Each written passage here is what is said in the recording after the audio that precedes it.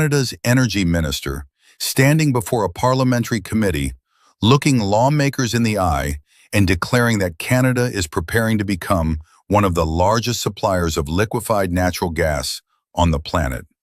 And if you understand what that number actually means in global context, you understand why tonight the entire LNG landscape just shifted beneath everyone's feet. Everyone believed Canada had missed the LNG window. Energy analysts wrote obituaries for Canadian gas exports a decade ago.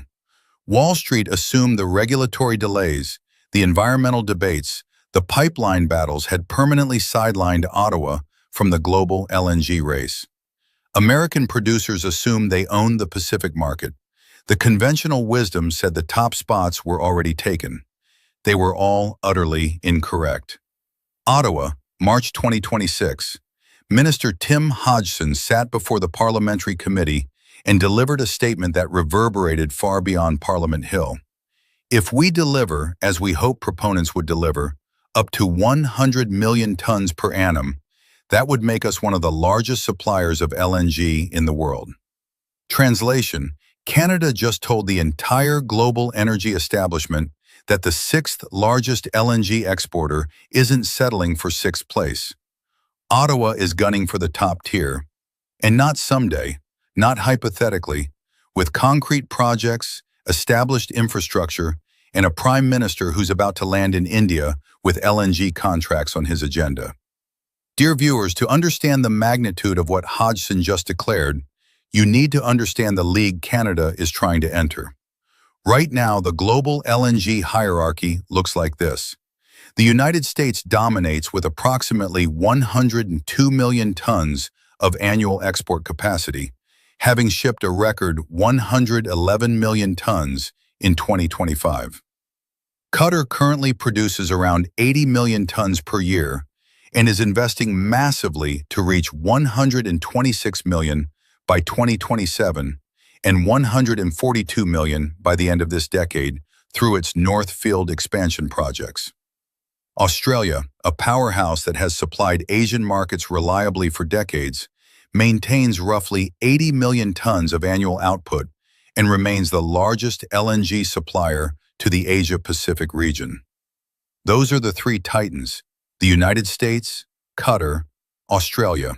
They account for the overwhelming majority of global LNG trade, and everyone else fights for the scraps. Now read Hodgson's number again: 100 million tons. If Canada reaches that target, it doesn't just join the conversation. It enters the same weight class as Qatar and Australia. It becomes, overnight, one of the most consequential energy exporters on Earth. A country that shipped its very first LNG cargo only 8 months ago would be standing shoulder to shoulder with nations that have built this industry over decades. And here's the critical part. This isn't coming from nowhere.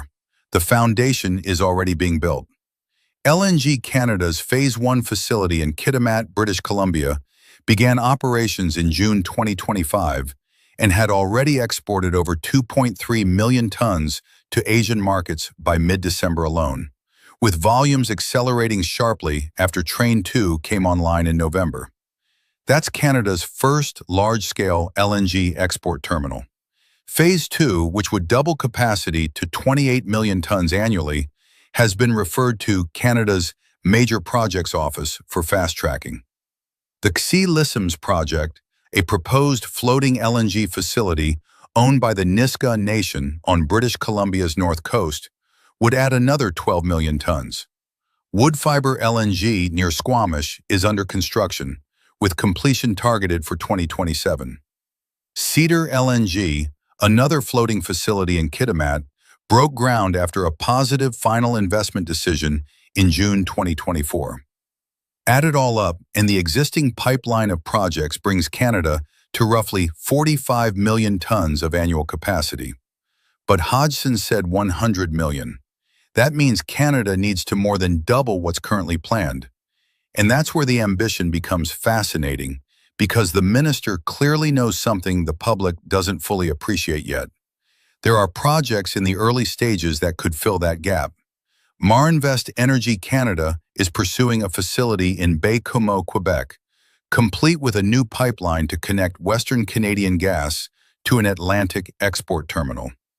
Muse Energy Limited in Newfoundland wants to develop trillions of cubic feet of offshore natural gas reserves and process them into LNG.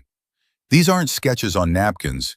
These are proposals moving through regulatory channels while Ottawa clears bureaucratic roadblocks at a pace we've never seen from a Canadian government.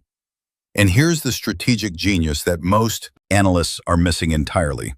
Canada isn't just building LNG capacity. It's building a unique, natural advantage that sets it apart in the global market.